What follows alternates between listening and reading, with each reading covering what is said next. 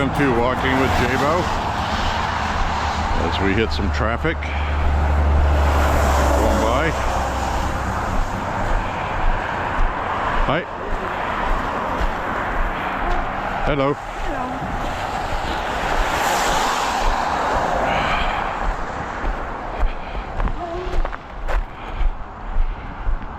And it's February 4th, 2026, 31 degrees, wind is dying down, which is why I waited until this late in the afternoon, which is one reason why I like weather apps. They're pretty accurate within a 24-hour period.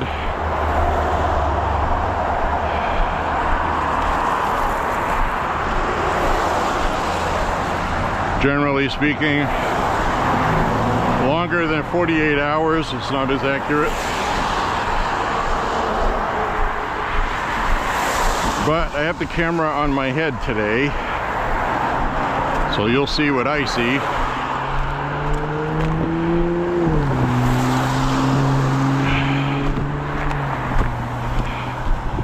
Hopefully nothing bad.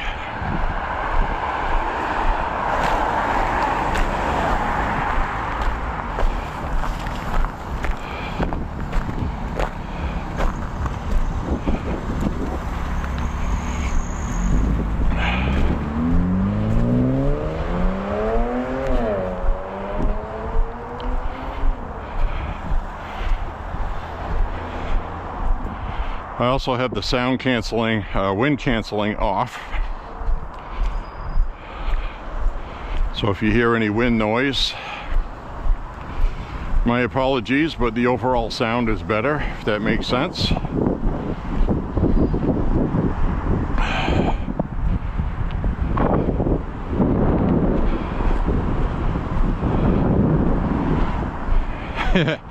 You may or may not agree.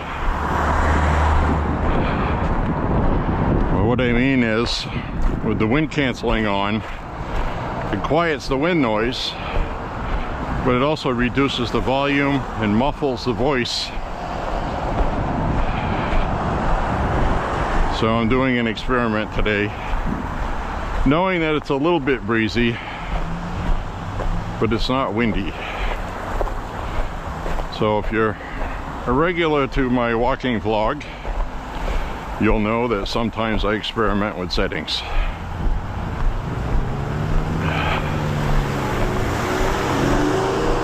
To make an overall better presentation, if that makes sense.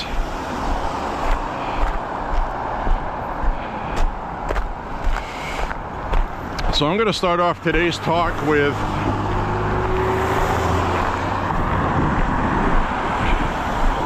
did we just preempt and interrupt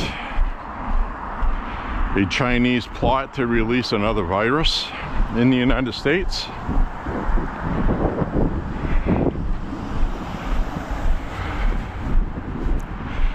I don't know if you've been catching the reports in the media, but they arrested some Chinese nationals, illegals, in the United States with biological pathogens, some dangerous ones.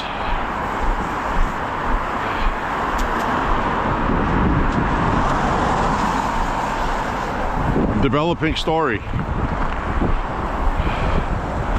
But it may very well turn out that China is not happy with Trump, with the economy getting taken away from China and put back here.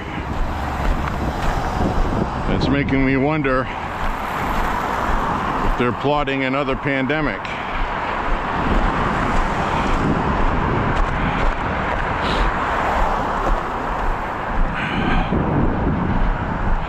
We'll have to wait and see, guys. But this was two different labs with Chinese nationals. I mean, vials and containers of stuff from two different Chinese nationals in two different places. So it's very obvious DHS and the FBI were aware of it, and they moved in and took care of it. So this potentially is going to be a big news story. We'll see what happens.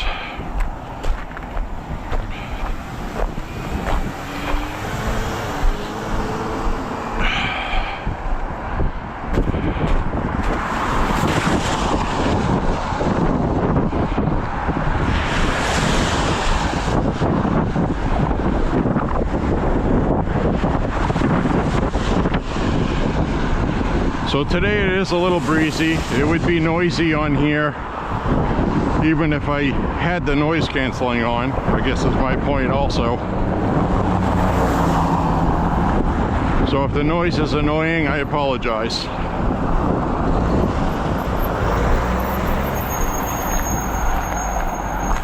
It'll be quiet in some areas, it'll be noisy in others. Depends how the wind blows.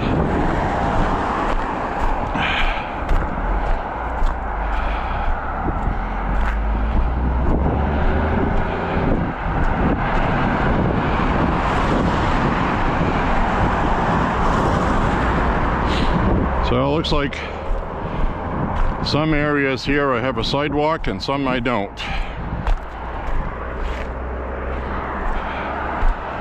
I gotta hurry up and walk here in the street. Have no idea why they didn't clean that section right here. I really don't see any reason why they didn't. I think what happened is when they were cleaning the sidewalk, I think the guy cleaning it didn't realize that there's a sidewalk under there. We did have a lot of snow.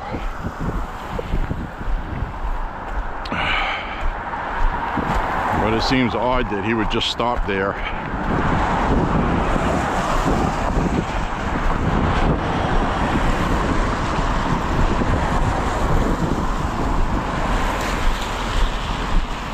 But anyway, today would have been a nice day mentally for me to walk a different route. But unfortunately this time of year, I don't have very many options for routes because of the ice and snow.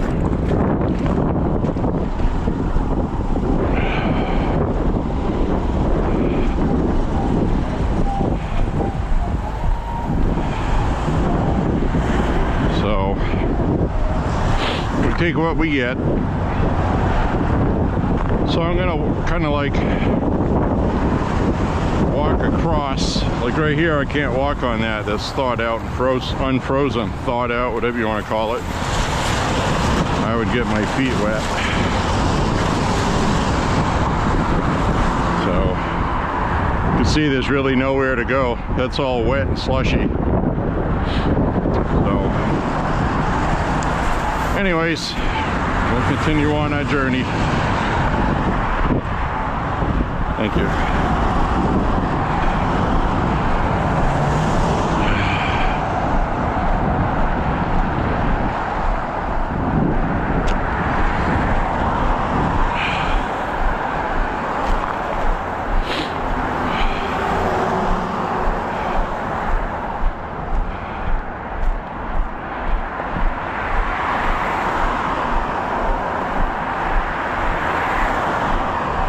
So I watched a press conference earlier today, not live, but afterwards, with Tom Homan, having to do with Minneapolis. He said they're going to be scaling back operations. He's had conversations with local law enforcement about these citizens doing roadblocks illegally, by the way. Apparently local law enforcement's going to do something about that.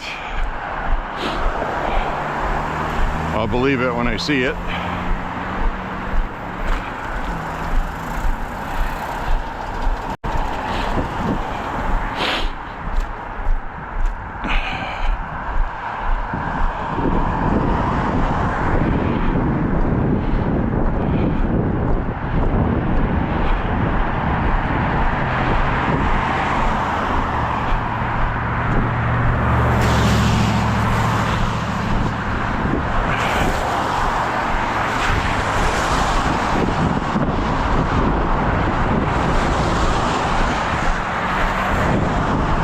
But make no mistake, ICE operations are still going on, just not with the paramilitary. Most of the other parts of the country, they've been able to pick up criminals directly from prisons or jails. It's just been Minneapolis making the news, basically. Places like Los Angeles. So they'll come around, it'll get done.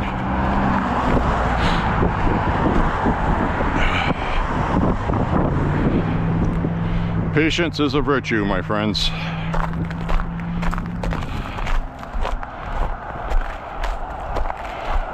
Governor Mills in Maine is about to get into some hot water with the fraud, cocaine trafficking being mentioned in the Epstein files. Our local news affiliate for CBS had an article written about that. They actually published it for about 20 minutes. And then they pulled the article down. But like with everything on the internet, everything is forever once you put it online. So later on, when I get back, I'm going to go to the archive website that archives web pages. I'm going to put in the web address for the one deleted, and the article that was published should be there. I want to see what it said. So I'll definitely be doing that.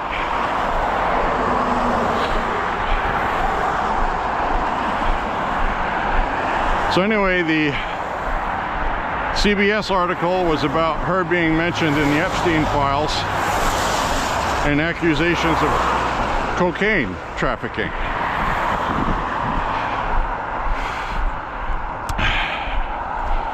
CBS decided to pull it at the last minute, which makes you wonder how many other articles they pulled before they even published them that were true. So they're controlling the narrative. They love that. But we have technology on our side, and we'll know all about it anyway.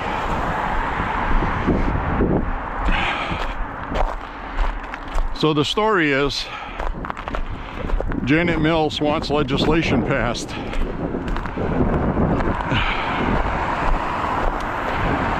banning cooperation with ICE. She wants to change it to warrant only.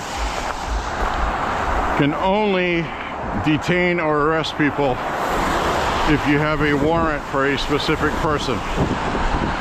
So in other words, they want to change the law where they go to arrest an illegal and they're inside an apartment, and when they enter the apartment, there's 24 other illegals living in this apartment. She wants to pass a law banning arresting those for being here illegally, which is obviously unconstitutional. And even if they pass that, it does not usurp federal law. So she's doing that for politics in an election year because she wants to be the candidate to run against Susan Collins. And it's just cheap politics.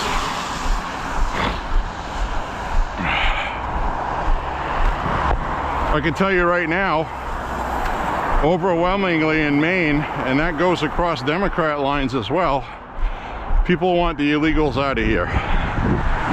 86% don't want illegals on tax dollars for any assistance.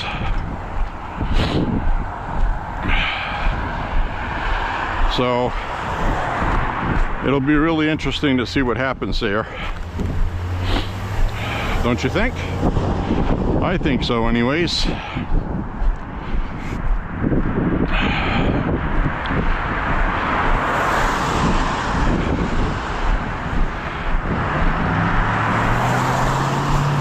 what's interesting about that,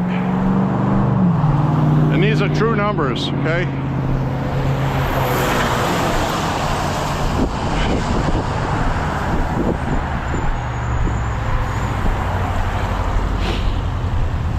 %86 of people polled want not only criminals deported with warrants, but they want illegals deported, period. 86% polled. Now, in the same poll, 46% favor disbanding ICE because they don't like what they saw in Minneapolis. So a little simple math would be 86% want these people deported, but 46% don't want ICE to do it. And it's like, well, that's ICE's job. Nobody else is going to do it.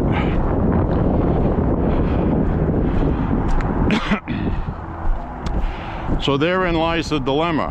The people want results with immigrants gone. They don't want to see what they saw with ICE. So that is the current dilemma for the White House to solve, to come up with a way to do what we need to do with ICE, but make it friendly towards the public for perception point of view, if you follow.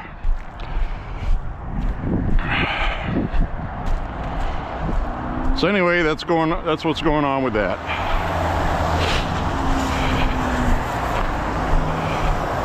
I don't know what we can do about that.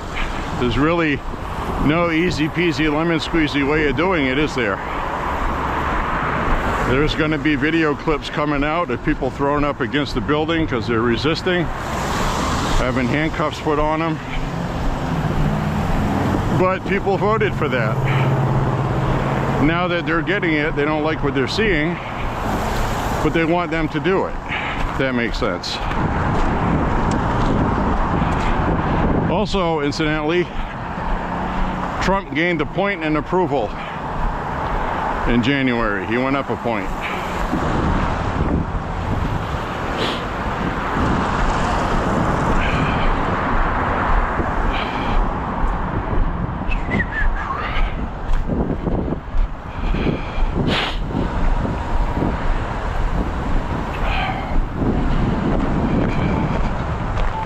So there you have that on top of that.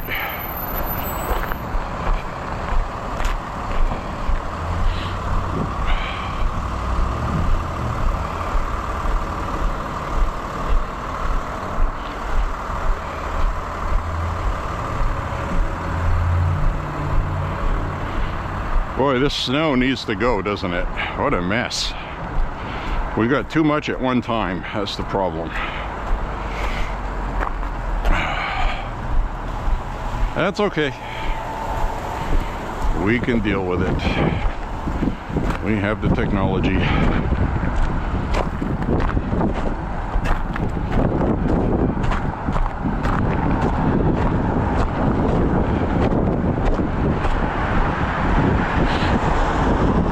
This old guy here with a cane, he doesn't look very happy about it.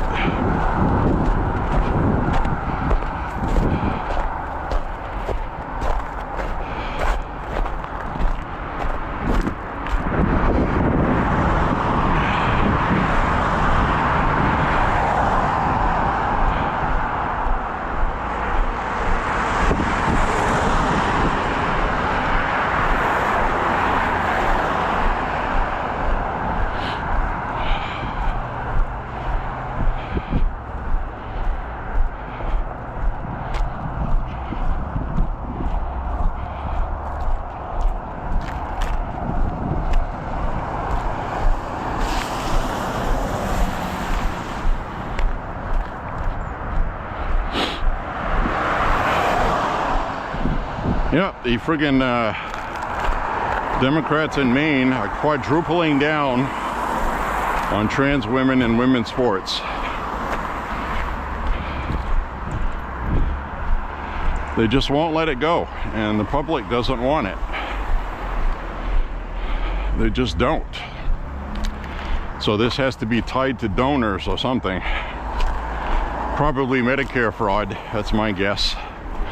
People are expecting to see a large bill for Medicare fraud in Maine.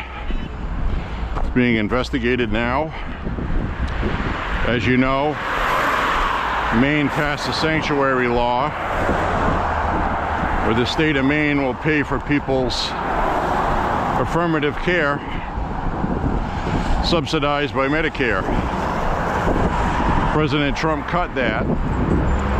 Janet Mills is fighting it in court, so she's not going to favor getting rid of transgender ideology in Maine, because we're going to see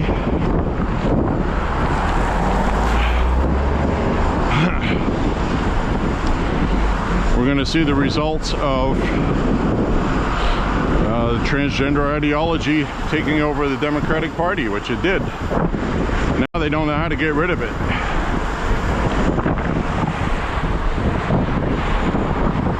They don't know how to get rid of it, guys.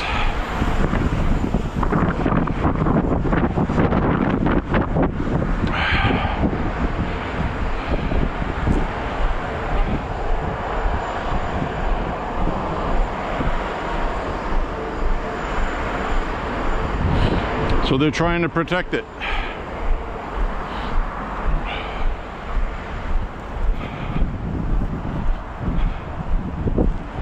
Crazy as that sounds.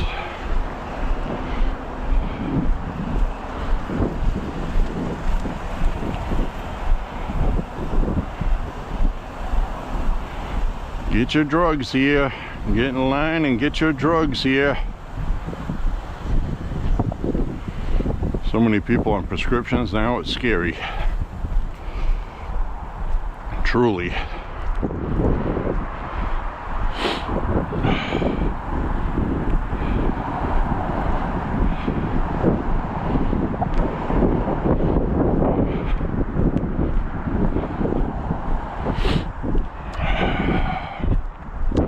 I don't know, guys. I don't have all the answers. I do know that we are winning. It's a battle. I also want to mention the largest medical association in the United States just announced that they're no longer going to promote or help pay for affirmative care for minors.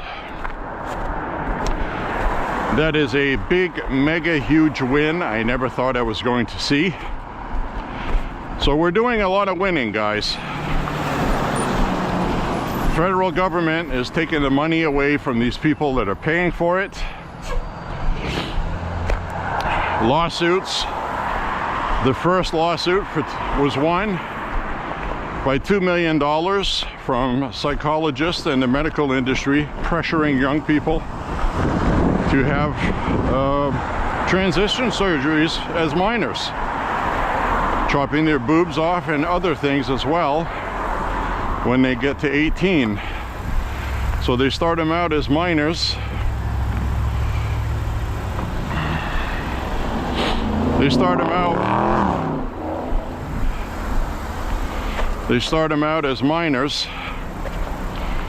groom them on it, on the ideology, start giving them hormone replacement therapy, puberty blockers, because I firmly believe there are Democrats that want people to grow up to be adults of legal age that look like children. Prepubescent. Puberty blockers block puberty. It's very disturbing. I can't even believe this is a thing still. And now the medical industry is finally waking up to that. And they're starting to do something about it. The medical industry is finally catching up to the damage that it's causing. And they should have known better to begin with. What? They were taken over by ideologues. Virtue signaling. Everybody has this right. Yeah, well, you're abusing children. That's about all it turned out to be, child abuse. And now it is being fixed, slow but sure. Now they're starting to lose lawsuits for damages. That's just the first one that filed a lawsuit, $2 million. There's about 22 other cases coming up. And after those get wins, there's going to be a lot more cases. And they're going to quickly realize they done fucked up. Excuse my French. They're going to realize they messed up.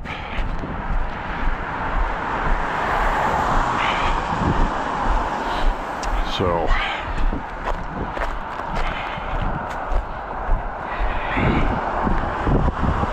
hello.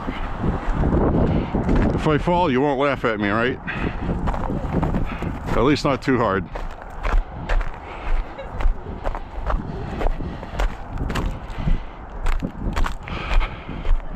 So again, like I always say on my walks, do what you want as an adult. Don't expect tax dollars to pay for it. Get your own insurance, pay for it yourself, whatever. Have fun in America, God bless. Leave the damn kids alone. And don't use tax dollars for it, which is what they've been doing.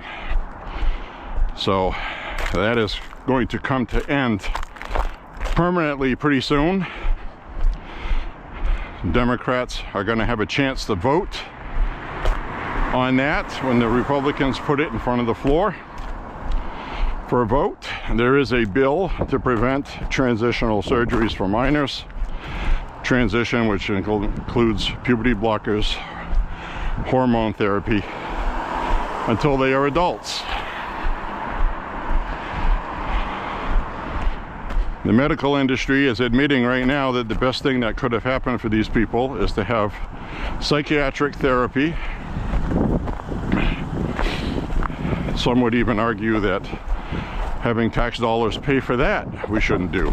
But some of these kids need it, I have to tell you. They're victims of abuse. So a lot of them have had past trauma that causes these issues. And so we're seeing a lot of action right now also on banning portable devices, electronic devices, cell phones, things like that, till at least 11 years old. Because right now you get kids that are so absorbed in this stuff. Because when you're a kid, it's like crack candy, you know? And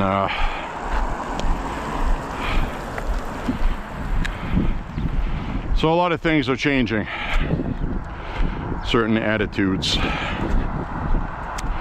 Now I got to talk to you about the SAVE Act, since I talked about the legislature. The Save America Act, as Trump calls it. I was reading yesterday that a couple of lawmakers have stated that is going to be voted on, okay? John Thune is tweaking a couple of things, much to the impatient criticizing from Republicans that do nothing but bitch all the time. He wants to make sure that voter ID is the centerpiece of that. So Democrats can't do what they have done in other states that have caused these things where 80% of the public supports it. Out of all parties, all people, 80% support voter ID. The Democrats go in and clutter it up with absentee voting discussions. They almost ignore voter ID permanently and say, well, old people won't be able to vote now if you pass this. That's what they did here in Maine. That's why voter ID failed in Maine. So I would fully support the Republicans taking some stuff out of it that Democrats are going to politicize successfully and kill the bill. having most of what you want is better than having nothing you wanted. As soon as these black-pilled Republicans understand that and stop being negative and criticizing everything Republicans do, things will get done. Now, the other problem, you've heard me talk about it ad nauseum, the filibuster. The 60-vote filibuster, which was put in place 30, 40 years ago and has become standard practice. John Thune is acknowledging it has to go, but he's not going to get rid of it, and let me explain. He's not going to get rid of it because then it's going to be a political weapon Democrats can use later against us. So we get rid of the filibuster. Democrats, if they should win the Senate this fall, they would be able to reverse everything that was passed when Trump was president. Because effectually, the last 2 years of Trump's administration would be 2 years of the Democrats reversing everything he did and destroying everything that we have accomplished. That is the danger of that. But on the other hand, I still believe the Democrats will get rid of it anyway. So, Leader John Thune has been trying to get something done which is called a standing filibuster. The problem he has is if he does that, the type of filibuster that it is, you'd only need 50 votes. Sounds great, right? But you're going to see every Democrat in the Senate, all of them, you're going to see every single one of them do a 24 to 48 hour marathon on the floor, because a standing filibuster is just that. You stand on the floor and you debate. It's a standing debate, a standing filibuster it's called.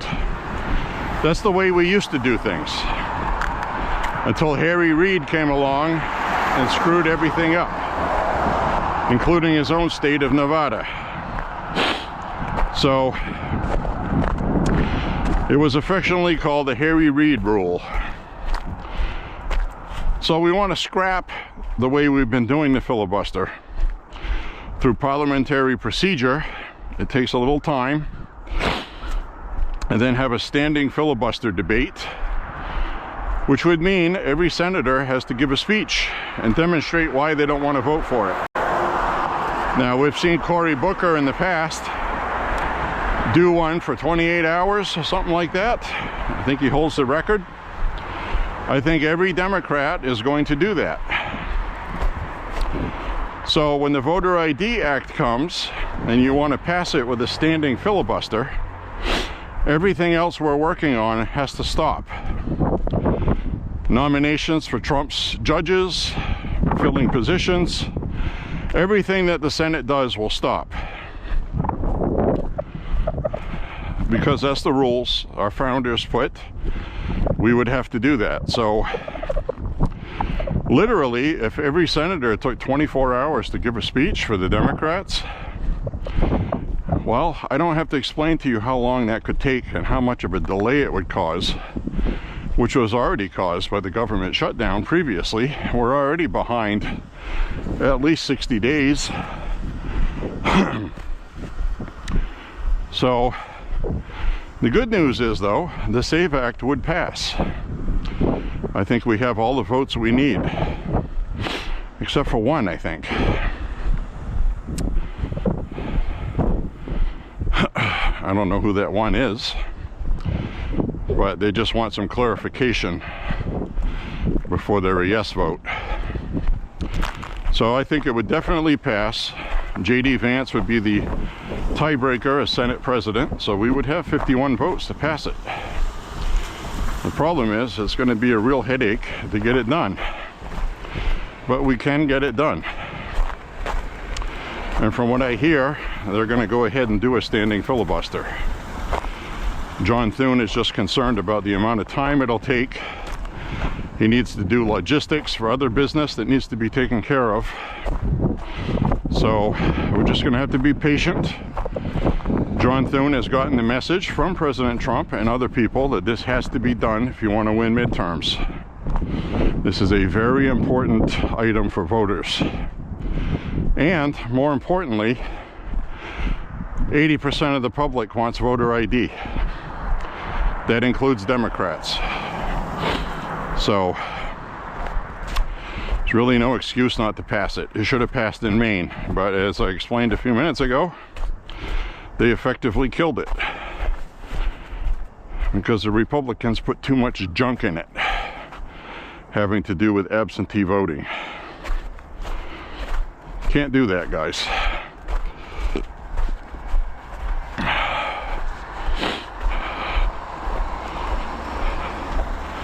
So right now I got to plot my course back. I'm almost halfway through my 5-mile walk. So I'm going to start plotting my course back to home base.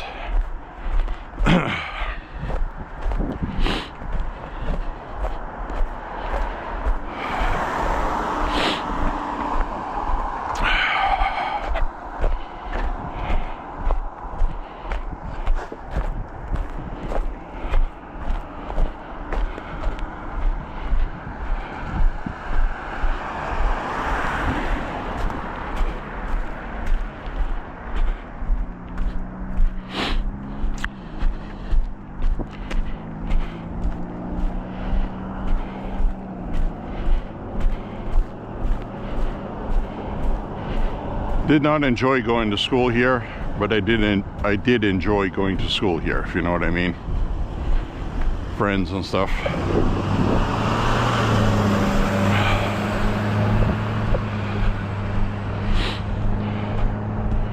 In 2014 they added this whole front. That wasn't here. It was all brick like that, and even the entrance was even with that back wall. So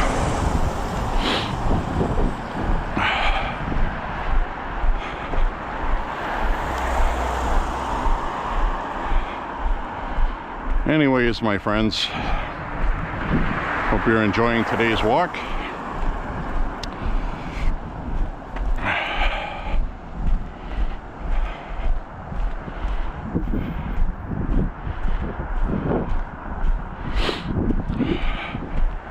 If you're not, I apologize. I have to pick alternate routes because of the sidewalks.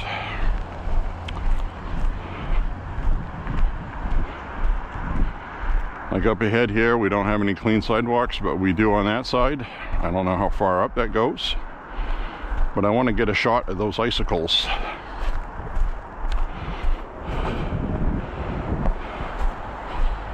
Wow, haven't seen icicles that big in a long time. So somebody tore off one of those ice signs as well here. One of the anti-ice signs.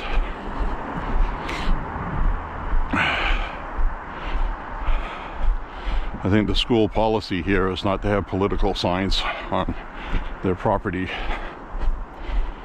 even though it's technically not their property. Wow, look at these damn icicles. Look at that. Holy cannoli. We're actually going to walk by underneath them. And I'll look up at them. Hopefully nothing will fall and kill us. Alright. Wow, look at that. Isn't that amazing? Some of those are 7-8 feet long.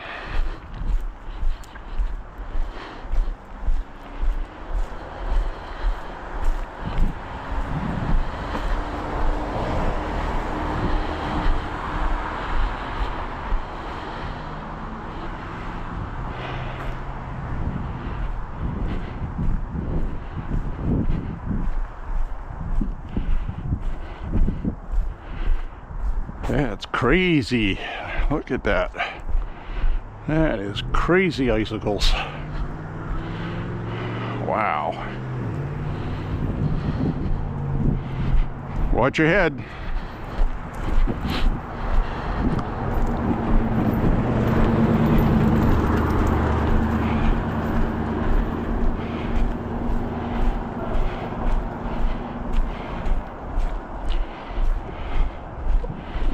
Alright, well, we'll head back. She definitely did not want to be on camera. I chose to leave the LCD screen on today so people can see I'm recording.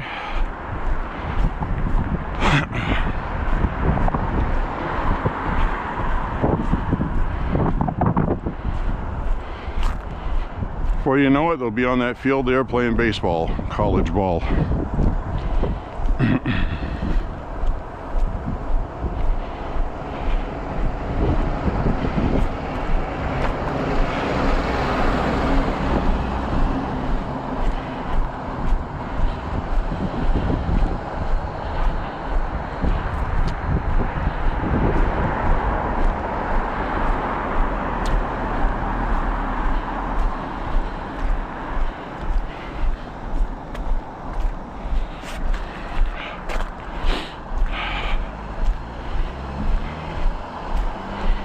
Alright, the end of the street here, we'll head back to the ranch.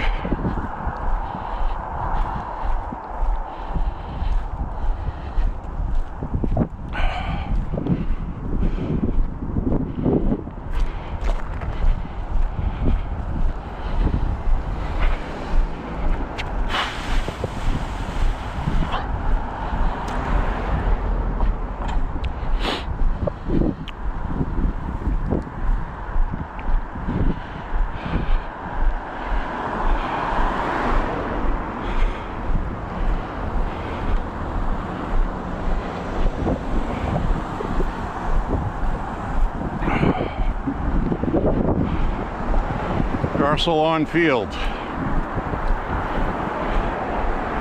That used to just be the running track. I would come here on hot summer nights and do laps with my bike on their track.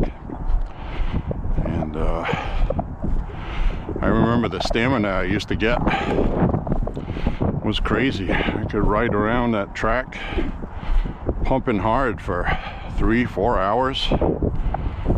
Today I'd probably die.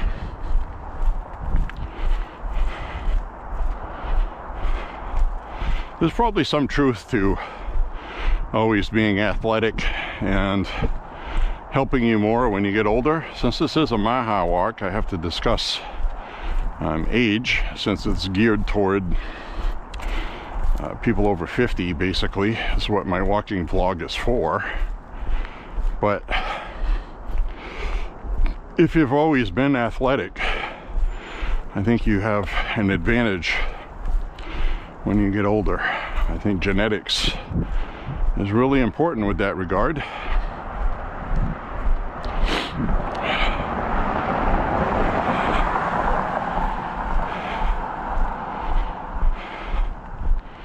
So tomorrow is going to be about the same temperature as today. Then we got a front that's going to be going through.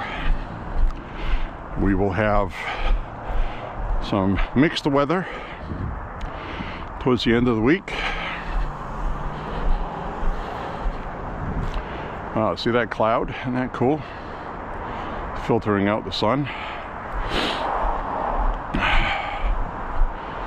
So I'll walk when I can. Not going to worry about it too much. I seem to have pretty good stamina still. I'm walking enough to keep my stamina, even though when I went about 10 days, it was obviously starting to impede.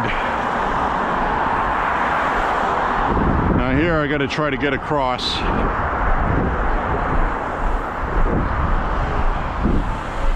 That worked out well.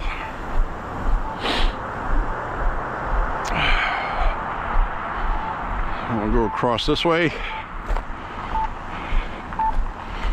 I'm sure you're familiar with this part. I have to change the battery shortly, I think.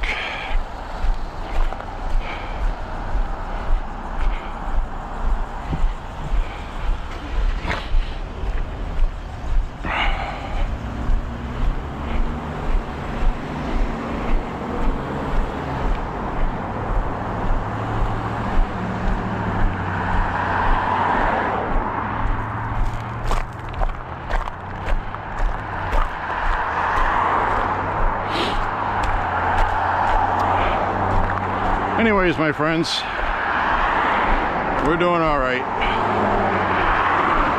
We're making America healthy again.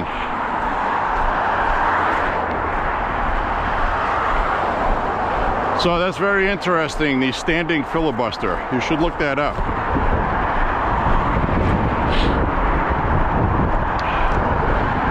Because the Senate has been doing a standard filibuster. And it's kind of a way to get rid of the 60 vote threshold, but also have a very democratic, robust debate about it. But I know the Democrats are going to turn it into a circus, which is fine. Go ahead and let them do it.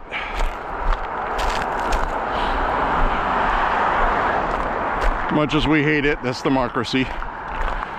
They want to delay everybody incessantly with obstructing everything. Let them do it. It's within their purview. I just don't like the 60 vote filibuster because they abuse it.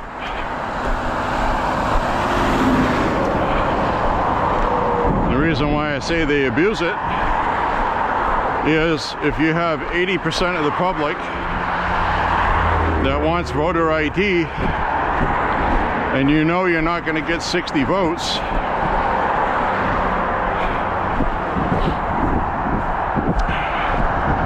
because that 20% of the Democrats who want voter ID won't vote for it, because their party will come down hard on them if they do.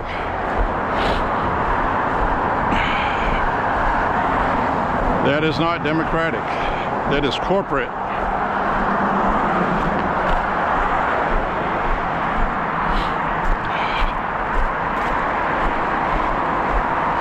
But a standing filibuster, that'll actually force senators to do their job.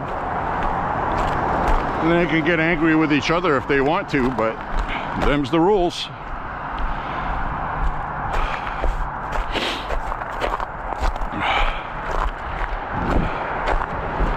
But from what I understand, that is what's going to happen. It's not official yet. But like I said, it has to do with time constraints from doing it that way. And there's other stuff that needs legislation passed. And it's definitely going to cut into that, because it is definitely anticipated that Democrats are going to bog that up.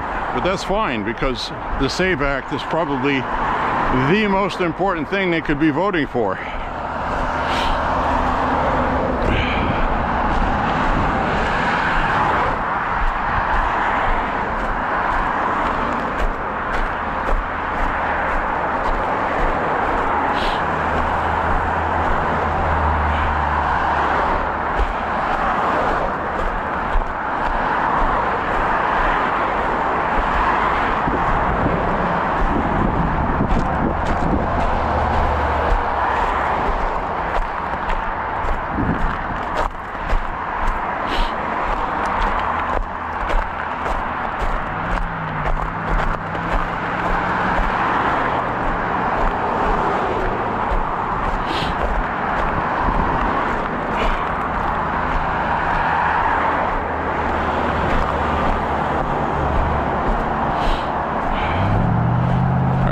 Watch where I was walking there. I had to focus.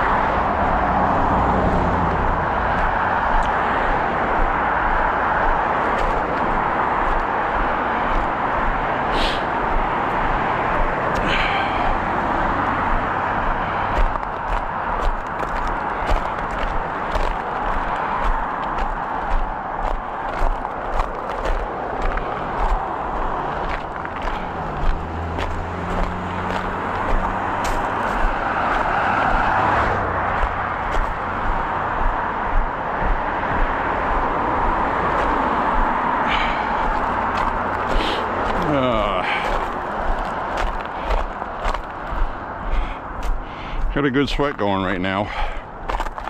Yesterday when I got back from my walk, I was soaked in sweat.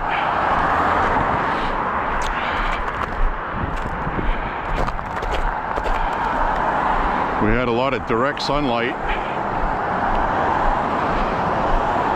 and today not so much, but I'm still sweating, but not like yesterday. Even though it's the same temperature, a little breezier today, a little less sun.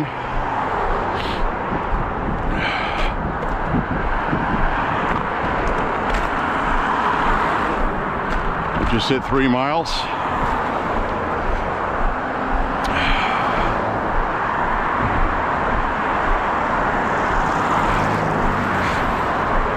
And I'm going to walk down this way today because that other way is icy.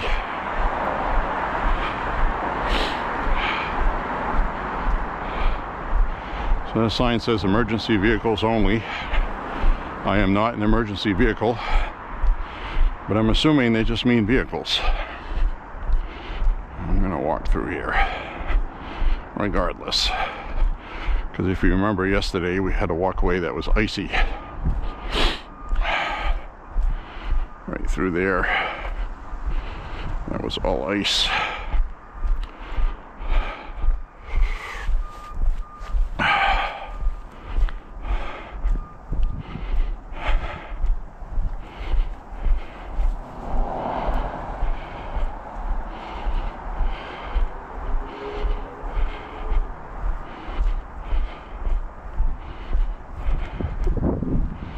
Checking to see how much battery I got left. Almost out. Alright, I'm gonna change the battery out over here. I'll be right back.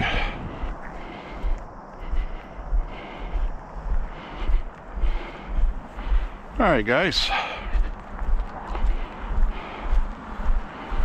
Got a new battery in.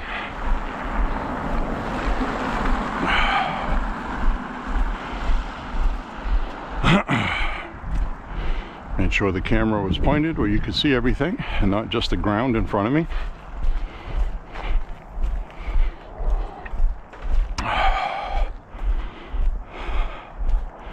Now I'm wearing some hiking shoes I usually don't wear in snow and ice because they're not the grippiest things.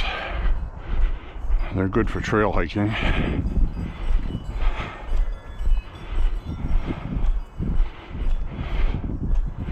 But I didn't wear the other ones because I didn't think of it.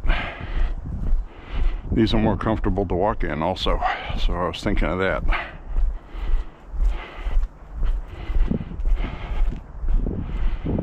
You got some shoes and boots perform well for grip and climbing,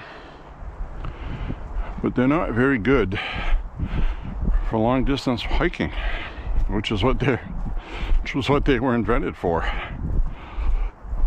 So can't believe after all these years of people hiking that people are still not getting it right. Now these hiking shoes are Keel, expensive, very comfortable. It's like wearing a hiking shoe that feels like a sneaker. It's great. But the traction in ice and snow is not very good, but they're excellent in the woods. Now the Merrell hiking boots I have are also expensive. They're not as comfortable to wear, but they get traction like a mofo.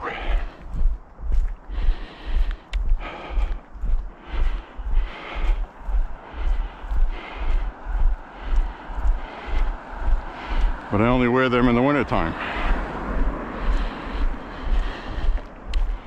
because they are effective on icy sidewalks. They really are. I've noticed a difference today wearing these compared to the last two walks wearing the ones that are grippy.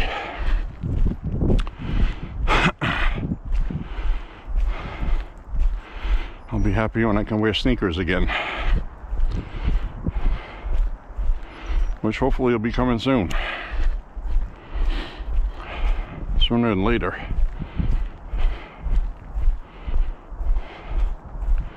My Reeboks are still holding together extremely well. The last pair of Reeboks I had, I put well over 1,000 miles on them before they started losing the sponginess of the sole. So technically I could still wear them, the old pair, but not for walking. And the ones that I do have for walking are still good for quite a while.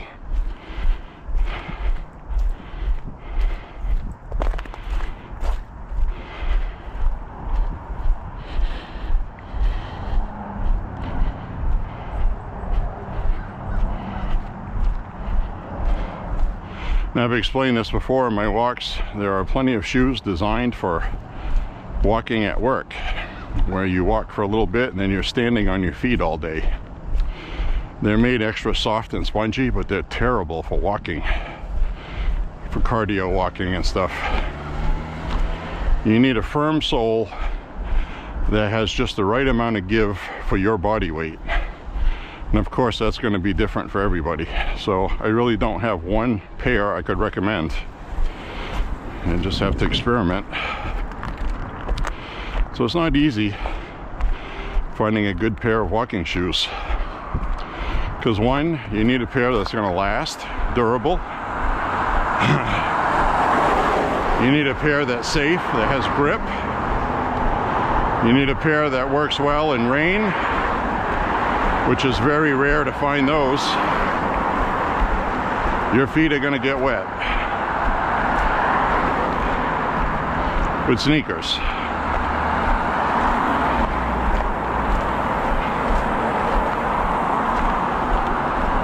So that presents new problems, because once you get your shoes wet, the water permeates everything. So if they don't have that good a craftsmanship, they'll come apart faster.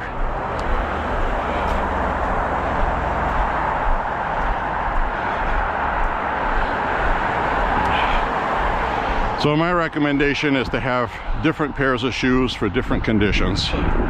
This is what I'm saying. I had a pair of Skechers Sports. Excellent soles, great for walking. Walked the hell out of those. The longevity wasn't as good as other shoes though. But they had a lower price tag of $50 instead of $100. So those were very comfortable to wear.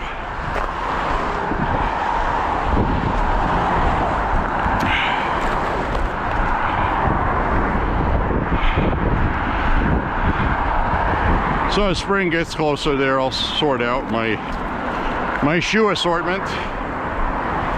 I probably have a couple dozen pair of shoes.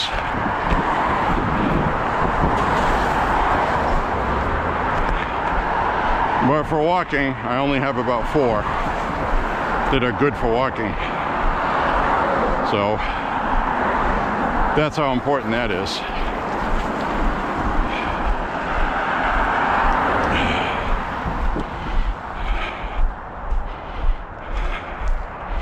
Oh, Melania. I went to go see the Melania movie last night.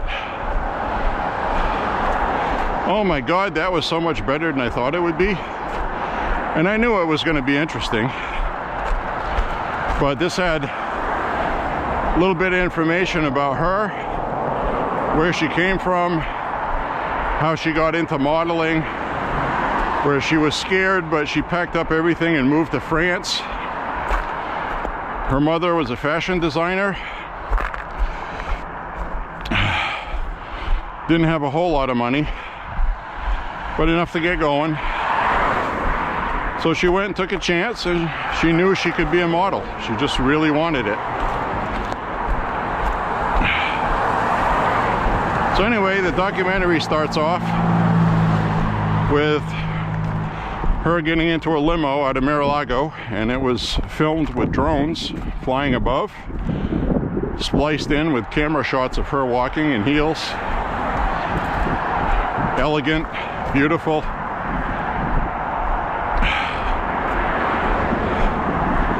And it basically starts from when President Trump won the election, covering all the way up to January 20th when he was sworn in. So that's what the documentary covers, before Trump was president, and then just as he becomes president. And it has a lot of cool things behind the scenes you don't get to see. I never thought in my lifetime I would see Melania Trump singing Billie Jean by Michael Jackson in a limousine. She's got a good voice. She said that was her favorite song by her favorite artist, Michael Jackson. She said she met Michael Jackson at Trump Tower, which I guess Michael Jackson had an apartment in there for a while, and used to play video games with the Trump kids. So there's a lot of cool stuff in there. And I gotta tell you, she's cute as a button. She's so adorable, well-mannered, nice person, genuinely nice. She's nice to the help. She's nice and polite to everybody. She cares about people. And it was nice to see, because the media likes to portray a different part of that. So I had the phone call that President Trump made to her after he won the election. President Trump is talking about how big a win it was and stuff, and she's going, yeah, almost like, yeah, she knew he was going to do that. So I thought that was funny.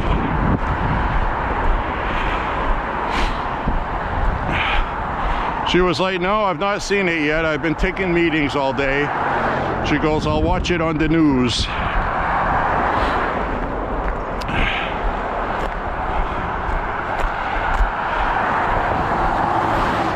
So part of the documentary had her getting fitted for her dresses that she wore at the inauguration, as well as the parade.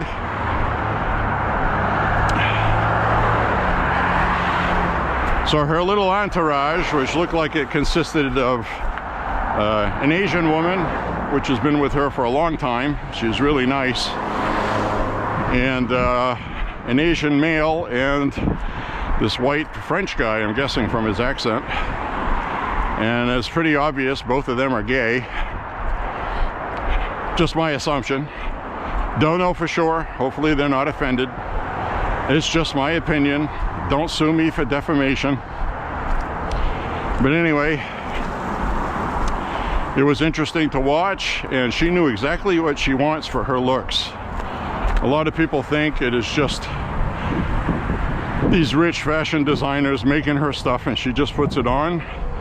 No, this stuff is all tailored. She's been with this same designer for well over 10 years. So, you know, she's standing there in front of the mirror and she said, well, the back collar's a little too loose and I want to get rid of this center. She goes, no turtleneck. Get rid of the turtleneck. And I want to see this crisscross with this or that. And she knew exactly what she wanted. She's very astute with fashion design, which she learned from her mother, working with her when she was young, as a teenager. So it was very interesting. I really enjoyed it. Now, some of the coolest parts in this had to do with things like the inauguration. If you remember, everybody was afraid of an assassination attempt. And apparently so were the Trumps, rightfully so. So they're actually sitting at a table with a map of Washington, D.C. laid out on a big table. Secret Service is there. A couple people organizing the inauguration are there. And they want to go over at what points the Trumps want to get out and walk. And they said the points where you get out and walk are not going to be revealed. And Trump looks at the Secret Service guy and he goes, the chief guy, he goes, you know, you think this is safe? You think it's safe? I don't want your honest opinion. You think it's safe? And the guy goes, yeah, it is. It's safe. So he goes, okay. Melania Trump then goes, well, she goes, I'm not going to ridicule anybody. The way she said it, I'll just paraphrase. She said, I'm not going to ridicule everybody. So this is not an exact quote. But I'm also not going to trust, given what happened in Butler. That's what she was talking about, plus the assassination attempt on the golf course. So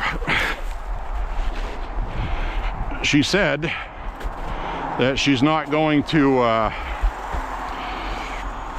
trust that, and she looked at the Secret Service guy and told him that I do not. She goes, I absolutely know Barron is not going to get out of the car. So President Trump was like, well, we're gonna have to, I'll be right back in a second. All right, had to make a pit stop. This is that same place, if you remember, where that can right there was put on a tree and it had pellet holes in it, or BB holes or something. So some kid did that. But we see some tracks that go up this way. I think some homeless people come through here. And if you look down, you can see there are alcohol containers here. But those are worth 5 cents a piece. And homeless people pick those up. So I'm guessing it's probably something like somebody working at the grocery store next door. Someone working at the grocery store next door that is an alcoholic. Now, when I came through here, you actually saw it on camera while I was talking. My foot went right down in that hole, a good 2 to 3 feet, because there's water that runs under here. If you remember on my walks, there's a little ravine here with a stream. So it ate out underneath the snow. And I stepped in that hole and almost pulled a muscle. I felt that in my calf. I almost pulled it. So that was a close one. But I'm okay. It's probably gonna hurt later tonight though. But I'm gonna safely walk around that. So that is some of the hidden dangers. Hidden dangers walking in snow. You cannot see what's underneath it. So if there's a big hollow spot under there, the only way you find it is by stepping on it like I did. And almost hurting myself. I was more concerned about throwing my back out because I do have a bad back, as you know. So if you're new to these walks, I sometimes have my back act up on me.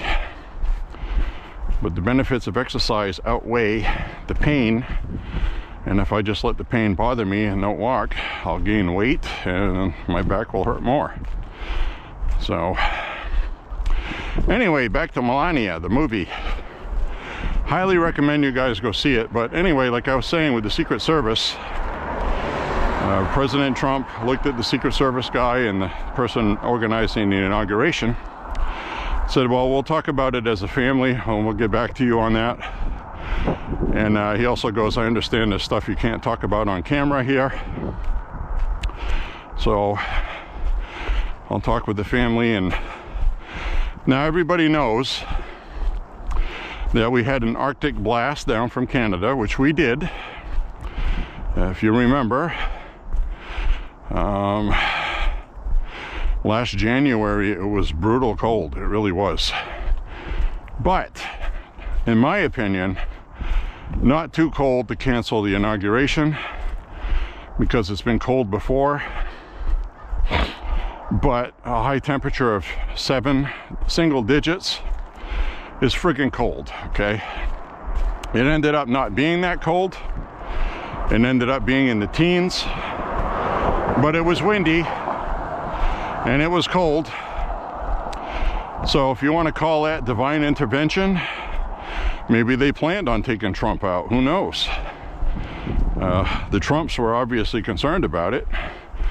So one could say that maybe they canceled the inauguration and made it indoors because they didn't want to get out on the parade route walking in the open.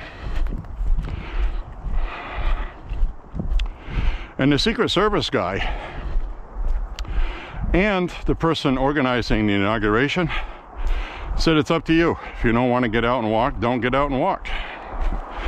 And said, you know, it'd be perfectly understandable if you didn't. But he felt it was safe. So Secret Service also felt he was safe in Butler, I guess is what I'm thinking, right? So anyway, it was worth watching for the behind the scenes stuff like that. It covered the Trumps on the entire inauguration day when he was sworn in, covering Melania mostly, since it's her movie. And there's one shot in the film where they announce Melania Trump. Joe Biden standing there with a big smile on his face, because that's pretty much all he did towards the end of his presidency, hobbling around smiling, not knowing what's going on. His wife was there with a scowl. Then Kamala Harris is standing there, where I think if lasers could have come out of her eyes and wounded Melania Trump, because those really came out when they announced Donald Trump 47th president. Kamala Harris looked like she wanted to kill. It's a very brief shot, but I think they put that in the movie to show you what Kamala Harris is really like behind closed doors. So anyway, it was interesting. They also showed a part where Melania comes back. They have this Blair House, it's called. The president-elect stays in there the day before the inauguration. That's a tradition, going back, way back. So President Trump has a microphone and he's rehearsing his speech. He's not giving the full tonality that he does in public. He's just rehearsing, you know what I mean? Making sure he knows what the words are going to be. So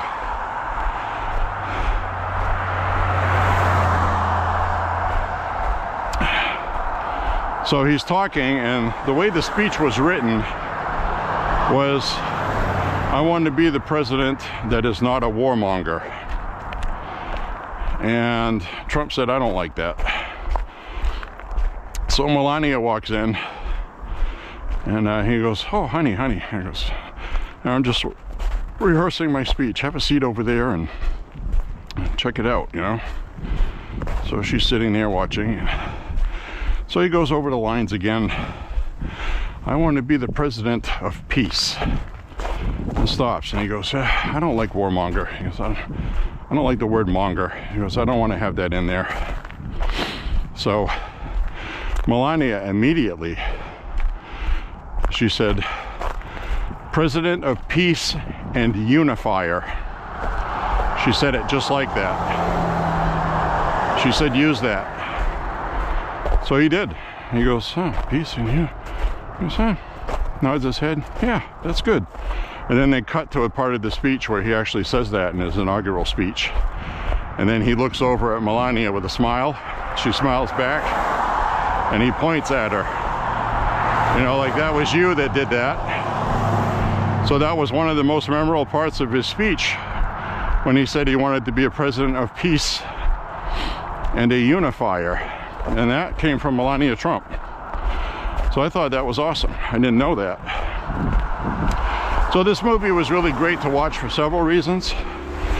The other one is, it covers after they've both been up for like 22 hours straight because of the inauguration, swearing in. They had to put a wreath on an unknown soldier's grave. And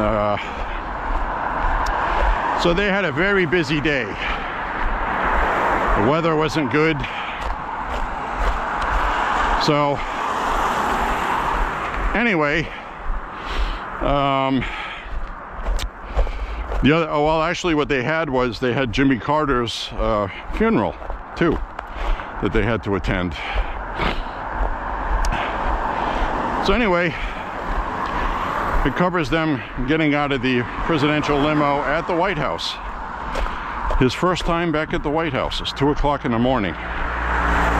Very late. They'd been up 22 hours. And they walk in and they say hi to the people there. And, oh yeah, last time you guys saw Barron, he was 10, they were saying, and nice to see you still here. Very nice to see you, President Trump says. And at that Blair House, when he left there, he came downstairs before going to the inauguration, and he told everybody, the help, the servants, he goes, yes, left you a very generous tip upstairs for all of you. So after we go, just go upstairs. It's right upstairs in the bedroom, he said. Thank you very much, he said. Very nice, you know, Melania too. So President Trump took pictures with the staff, even though he didn't have to. They all really liked him a lot. They remember when he was there before. So very interesting to watch for those aspects. And so anyway, we'll cut back to they're inside the White House for the first time since he was president. And he's looking around, he goes, wow. And the guy with the camera goes, boy, I really can't believe it. It's actually happening. We're here. And Trump goes, he's looking around, it's like, wow. He goes, you know, how long it took to get here, had to go through this beautiful, magnificent White House. He said, I love this place. I thought that was so awesome. And Melania is like, yeah, that's all fine and great, but I've been wearing heels for 22 hours and my feet are dead. She didn't say that, but she went right for the couch, started taking off her shoes, and she was like, whew, what a relief that is. So anyway, Barron Trump, the first place he heads to when he goes into the White House, straight for the kitchen. They had some food all prepared already. Barron Trump took a big plate of it and headed off to his bedroom. So I thought that was great. So it was really interesting to get that insider look on the night he was sworn in that nobody had ever seen until this movie came out. So that was really cool. How Melania had her hands on designing the invitations for the inaugural ball. How she designed the dresses. How all of the dinners were supervised by Melania with her designer guy, another guy. That's probably gay as well. I don't know why gay guys are so good at that stuff, but they are. And better at it than women. So he had these golden eggs, caviar, and little things I didn't know, like the inaugural glasses were all crystal glasses with the presidential seal in it, but the type of glasses they were from her home country. And she said she wanted to do that because everything she does in the White House is based on her being so grateful to be in America and have that kind of life. And I was like, wow, you know, she's got all that money and stuff and she's still humble. So I thought that was really cool. And another part of the movie was when she met with one of the Israeli Hamas hostages, where she had been released with some children with a deal with Hamas. Once they found out Trump was going to be president, it kind of motivated them that Trump's not going to be screwing around, which is true. And so this woman, Ava, Ava met with Melania, and Ava was saying my husband is still there, and she said, she goes, I can tell you, she goes, I can't really tell you, but that is a priority for my husband when he gets in office. Hi guys. So she was reassuring this woman that they were going to make an extra effort to make that happen. She said President Trump will get it done. And I thought that was really nice, because he did. Her husband did come home. So, great movie. Go see Melania if you can. It's worth it. I really enjoyed it. If you're not a fan of Melania, well, maybe you won't enjoy it, but it has a lot of behind the scenes. And a lot of people, hi everybody, a lot of people are probably going to wait until it streams. It'll be on Amazon Prime, because Amazon Prime is one of the people that made this with MGM Studios. So MGM, due to the success of this movie, it's doing very well. And it's a documentary, it's not a movie. But for documentaries, it's selling the most tickets in like 15 years or something. So MGM is going to send it to 200 more theaters because it's making money. So very nice. America loves Melania Trump. She's like our modern day Jackie Onassis, which was before my time. So I really enjoy that. So anyway, thank you very much for walking with me today. God bless you and your family. Say a prayer for Trump and the country, and pray that everything goes well for President Trump with stuff that has to be done in the future. Thanks a lot for walking with me. Make America healthy again. Remember to MAHA. Get your can off the couch and start walking. See you guys soon. Bye-bye, everybody. Till the next walk.